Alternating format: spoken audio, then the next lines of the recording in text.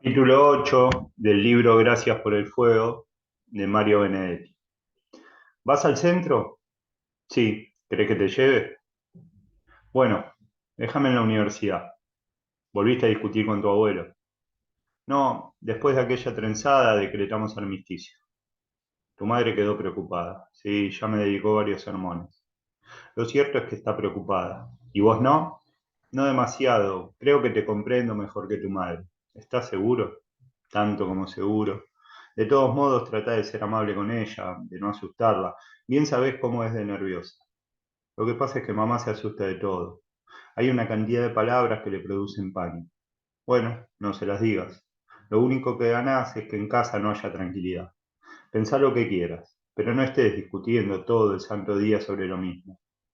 ¿A vos también te parece inútil discutir sobre todo esto que está pasando? No, por cierto. Lo que me parece inútil es que discutas con tu madre. No la vas a convencer. Y menos aún a tu abuelo. Abuelo es otra cosa. Mamá se asusta sinceramente y además no entiende nada. Abuelo, en cambio, comprende perfectamente, pero prefiere asustar antes que asustarse. Son hombres hechos a otra medida. No quieren perder su mundo. Ya lo sé. Y harán lo imposible para no perderlo. Pero lo que más me revienta es esa pose de pasado sin mácula, de inatacable honradez, de superpureza. Me refiero a sus artículos, a la actitud del diario, no a lo que me dice a mí. Cuando habla conmigo, tiene la coquetería de aparecer como algo peor de lo que es. Todos somos un poco esclavos de las apariencias. Ellos, nosotros, también ustedes. Lo que sucede es que son apariencias distintas. ¿En qué somos nosotros esclavos de las apariencias? El viejo te lo dijo el otro día.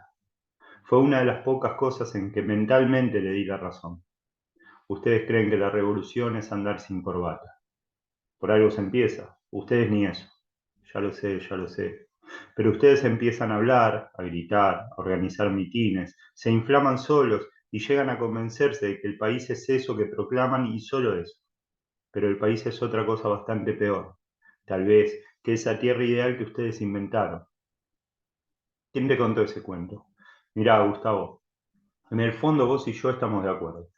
Habría que acabar con esta encerrona de los capitales, con la tierra en tan pocas manos, con la falta de personalidad y de originalidad en nuestra política internacional, con la corrupción administrativa, con el negociado de las jubilaciones, con el pequeño y el gran contrabando, con la muñeca, con los caudillos del club, con las torturas policiales, con los autos baratos para diputados. Claro que habría que acabar con todo eso, pero lo que ustedes no comprenden es cómo se han gastado los resortes de la sensibilidad. ¿En qué sentido? Mira, el otro día escuché en la televisión a un diputado colorado y se burlaba en la misma cara del pueblo. Su tesis era esta. Durante 4 años, ustedes se quejan de aquellos diputados que, como yo y tantos otros, importamos autos baratos. Lo consideran la gran inmoralidad. Pero cuando llega el momento de votar, ustedes nos eligen a nosotros, no a los que se abstuvieron de aprovechar la ventajita. Eso quiere decir que el pueblo no le da mayor importancia a esos detalles. ¡Qué careta! Claro que es un careta. Sin embargo, en el fondo, desgraciadamente tenía razón. La gente le da cada vez menos importancia a detalles que tienen que ver con la moral política. La gente sabe que en las altas esferas hay grandes y productivos negociados. Considera que no está en su mano evitar semejante estafa. Entonces el hombre de la calle, cuya única participación política es el voto, se resigna y se las ingenia para hacer él también su pequeño negocio, su módica estafa. Convencete de que la crisis más grave en este país es la crisis de gente. Decí mejor que empezó por ahí. Pero ahora la cosa no se arregla con dar buenos ejemplos. Hay un orden económico que es preciso cambiar. Sí, Gustavo, estamos de acuerdo. Pero encandilados por esa transformación del orden económico, ustedes se meten la moral en el bolsillo y en eso están completamente equivocados. Lo que pasa es que la crisis es económica y no moral. En todo caso, la crisis moral está inscripta en una determinada estructura económica. Mirá, ustedes que tienen a Marx pegado con alfileres y se llenan la boca con el concepto de la plusvalía relativa, podrían recordar de vez en cuando que Marx habla de la economía política, de las ciencias de la riqueza, como de una verdadera ciencia moral, la más moral de todas las ciencias. ¿No se les ocurre que aunque el marxismo denuncie la enajenación del individuo bajo el régimen capitalista, en realidad también está proponiendo un cambio de signo de esa ciencia moral? ¿Qué harían vos y todos tus revolucionarios sin corbata con la posibilidad de un cambio de estructura, como tanto les gusta decir, y con la inmediata entrega de esa estructura recién cambiada a un malón de tipos inmorales, ambiciosos, maniobreros, fallutos? Me parece macanudo que cambien la estructura, pero traten de que simultáneamente se transforme el signo moral de este pueblo, porque de lo contrario el cambio se desmoronará y la evolución o revolución o lo que sea habrá sido inútil. ¿No se te ha ocurrido pensar que en este país existe una gran apatía política, un colectivo encogimiento de hombros, debido tal vez a que las ahora viejas conquistas sociales le fueron dadas a un pueblo que todavía no las había reclamado? Por eso, después de haber estado a la vanguardia continental, ahora todos nos pasan. Todos tienen en América más conciencia social que nosotros. Todos viven más exactamente al día con los cambios del mundo. Y cuando llegue el momento de esa gran transformación con que ustedes sueñan, verás cómo este Uruguay tan pulcro, tan democrático, tan equilibrado, tan ejemplo de América, tan famosamente libre y sin embargo tan irremediablemente estancado, será el último en comprender la lección de la historia, el último en abandonar su esplendoroso ritual de hipocresía. Todos ustedes son así.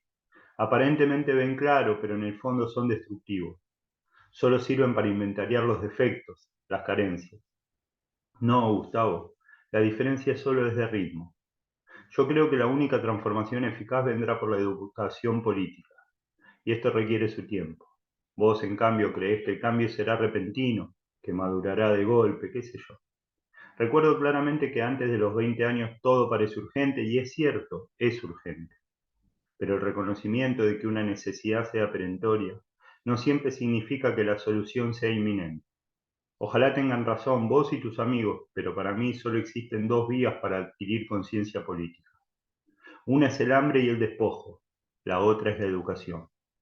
Nosotros no hemos sufrido hambre ni despojo, por lo menos no lo hemos sufrido como otros pueblos de África o de América, y por otro lado no hemos sido convenientemente educados. De ahí que nos importe tan poco la verdadera transformación política y en cambio nos importe tanto el fenómeno político bastardo, adulterado.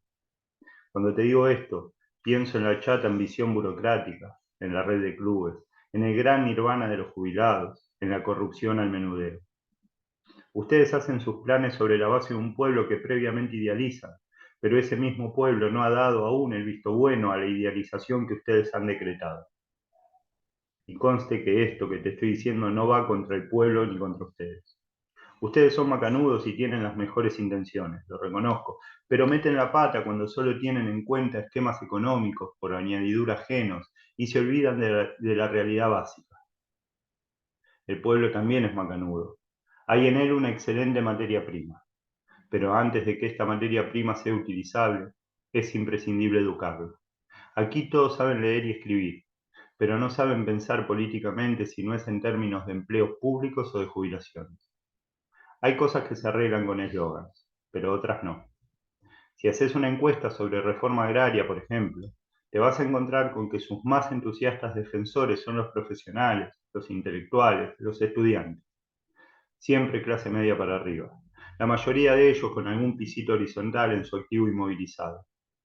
Pero te invito a que recorras el campo y si encontrás un paisano, joven o viejo, que no se asuste cuando le mencionás la reforma agraria, o que no rechace sincera y tajantemente esa posibilidad, habrá que condecorarte o mucho más sencillo, no creerte. Convencete de que ahora al menos nuestro peón de estancia no tiene sentido de la tierra, le gusta sentirse nómada. Ese es su precario y aventurero concepto de libertad. Saber que hoy puede hacer una doma aquí, mañana una esquila allá, saber que no está atado a nada, o por lo menos creer que no lo está. Un sentido heredado del gaucho, según dicen los enterados. Así que antes de hacerle un chiripá con la bandera de la reforma agraria, habría que inculcarles el sentido de la tierra. Y pensá también esto, si no lo tienen, ¿será tan importante inculcárselo? ¿No habrá otros medios de hacer justicia social, claro que acabando con la plaga del latifundio? ¿No habrá otras variantes que se adapten mejor a nuestro temperamento y, por qué no, a nuestras inhibiciones?